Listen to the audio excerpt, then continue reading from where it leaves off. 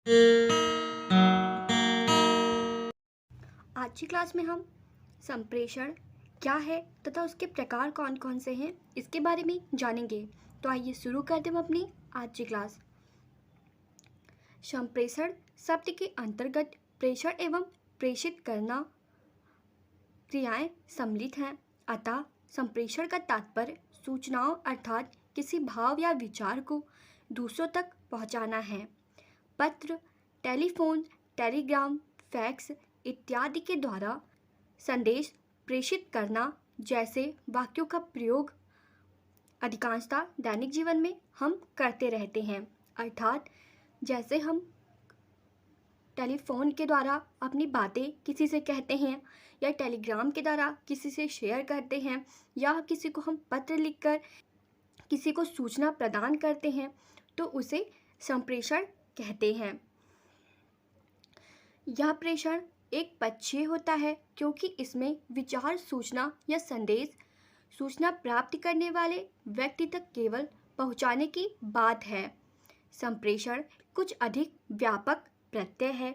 इसमें विचार, सूचना या संदेह भेजने का धैर्य एक पक्षीय न होकर द्वि या बहुपक्षीय बन जाता है। संप्रेषण में क्रिया स्रोत तथा प्राप्तिकर्ता दोनों के मध्य समान रूप से वितरित होती रहती है तथा इसकी सफलता के उत्तरदायी भी दोनों ही होते हैं। यहाँ विचारों तथा भावों का एक तरफा हस्तांतरण न होकर पारस्परिक रूप से आदान प्रदान होता है। इस प्रकार संप्रेषण को एक सहयोगात्मक प्रक्रिया भी कहा जाता है। विचार के आदान प्रदान के लिए शाब्दिक एवं अशाब्दिक दोनों ही प्रकार के संकेतों का प्रयोग किया जाता है। शाब्दिक संकेतों के अंतर्गत भाषा का प्रयोग किया जाता है जिसे प्राप्तकर्ता आसानी से समझ सकता है और अशाब्दिक के अंतर्गत चित्रों, संकेतों, चिन्हों इत्यादि का प्रयोग किया जाता है। अर्थात शाब्दिक संकेत यानी हम किसी को भाषा के द्वारा अपनी बातों को कह सकते हैं, बता सकते हैं जिससे वो आसानी से समझ जाता है, किंतु अशाब्दिक के अंतर्गत हम चित्रों के द्वारा, संकेतों के द्वारा, किसी चिन्हों के द्वारा उसको बताते हैं तो वो अशाब्दिक संकेतों के अंतर्गत आता है। आइए संप्रेषण के प्रकार देखते हैं। संप्रेषण निम्नलिखित प्रकार का हो सकता है जिसमें पहला है शाब्दिक संप्रेषण। कक्षा कक्ष की परिस्थितियों में शिक्षक एवं विद्यार्थी के मध्य संप्रेषण को इस प्रकार देखा जा सकता है। कक्षा में शिक्षक सूचनाओं व विचारों का मौखिक एवं लिखित दोनों ही रूपों में विद्यार्थियों तक पहुंचाता है। शाब्दिक संप्रेषण में उसी भाषा का प्रयोग किया जाता है जो सरल एवं सुगम हो। स्रोत तथा प्राप्तकर्ता दोनों को ही उसके प्रयोग में कठिनाई ना हो। अर्थात शाब्दिक संप्रेषण उसे कहते हैं जो हम आमने सामने बात करते हैं या शिक्षक बच्चों से आमने सामने अपनी बातों को समझाता है, उनके सामने प्रस्तुत करता है, तो उसे शाब्दिक संप्रेषण के अंतर्गत रखा जाता है। अगला प्रकार है अशाब्दिक संप्रेषण। इसमें बताया गया है कि भाषा प्रयोग में कुशल होने के उपरांत भी हम प्रत्यक्ष या अप्रत्यक्ष रूप में शाब्दिक संप्रेषण का प्रयोग करते ही रहते हैं। जिन लोगों को भाषा का ज्ञान नहीं होता है या वे सुनने, बोलने, पढ़ने लिखने आदि में समर्थ नहीं होते हैं, उनके द्वारा संप्रेषण के इसी रूप का प्रयोग किया जाता है।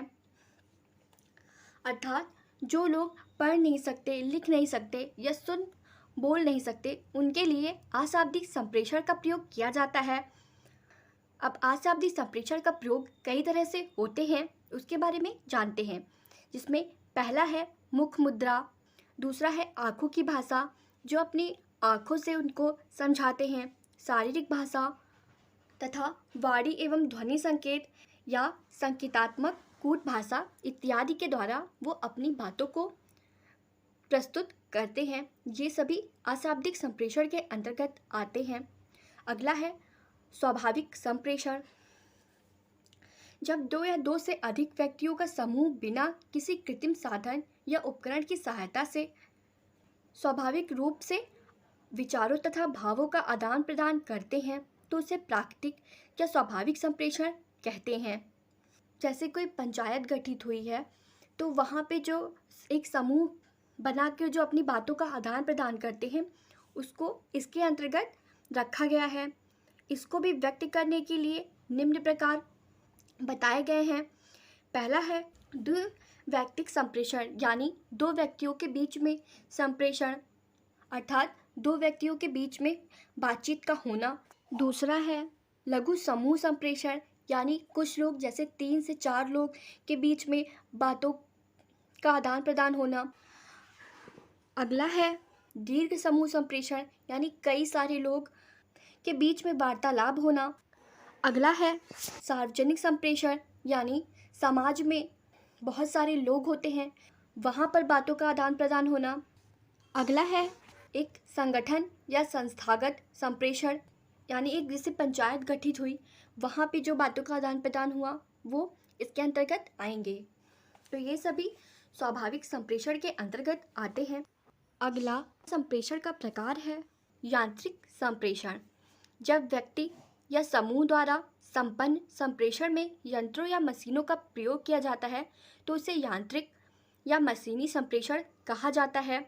अर्थात जब किसी भी व्यक्ति को कोई भी सूचना दी जाती है तो वह टेलीविज़न के द्वारा, रेडियो के द्वारा, टेलीफोन के द्वारा, किसी भी संसाधनों के द्वारा जब वो अपनी बातों को बताता है तो उसे यांत्रिक संप्रेषण के अंतर्गत रखा जाता है। इस संप्रेषण का क्षेत्र अत्यधिक व्यापक होता है। Radio, audio, telephone, teleprinter, film, cinema, video recording, उपग्रह, समाचार पत्रिकाएं, पुस्तकें आदि सभी साधनों का प्रयोग इस प्रकार के संप्रेषण में माध्यम के रूप में किया जाता है। यह एक प्रकार का अप्रत्यक्ष संप्रेषण है जिसमें स्रोत और प्राप्तकर्ता के मध्य कोई प्रत्यक्ष संपर्क नहीं होता है, लेकिन कोई व्यक्ति या संगठन अपने विचारों एवं भावों को एक समय में अधिक से अधिक व्यक्तियों तक पहुंचाया जा सकता है। तो आज की क्लास में हमने संप्रेषण क्या है तथा संप्रेषण के प्रकार कौन कौन से हैं इसके बारे में जाना है। तो आज की क्लास हम यहीं पे समाप्त करते हैं। धन्यवाद।